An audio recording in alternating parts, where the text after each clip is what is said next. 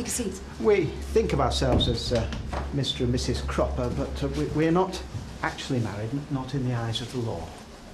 I see. So, what's the problem? Well, it's somewhat complicated, I'm afraid. I'm used to that. And I have to admit right from the outset that what happened reflects little credit on me. In fact, quite the opposite. Suppose you tell me all about it. Well, when what happened, Hayley, Mrs. Cropper that is, was away from home. My auntie was poorly. I'd gone to look after her. Yeah, I was a guest at a wedding of some friends, and at the celebrations afterwards I had... Well, I was drunk.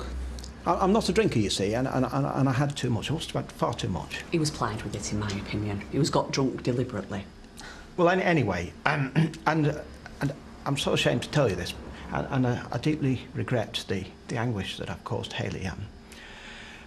I woke up in the bed of a young woman. I spent the night with her, and well, now she's pregnant. So you were drunk, Mr. Cropper. Drunk, but not incapable. So, let me see if I've got this straight, Mr. Cropper. This young woman, Tracy... Preston. Preston, yeah. She acknowledges you as the father of her child, and you've persuaded her against her initial decision to carry the baby to term.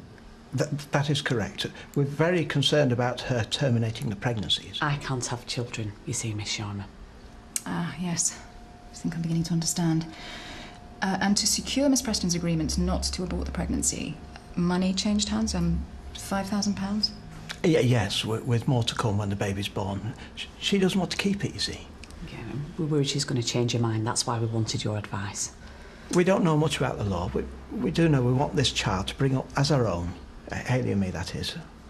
We just want to know how we stand. Legally, you've virtually no rights at present.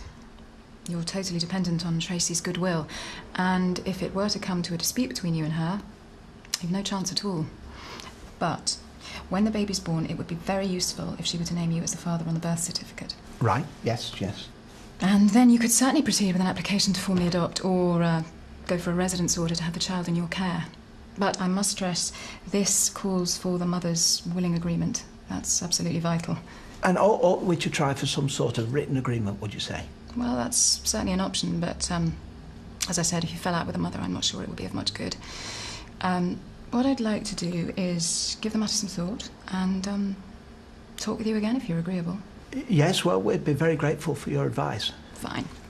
And in the meantime, whatever you do, don't fall out with Miss Preston.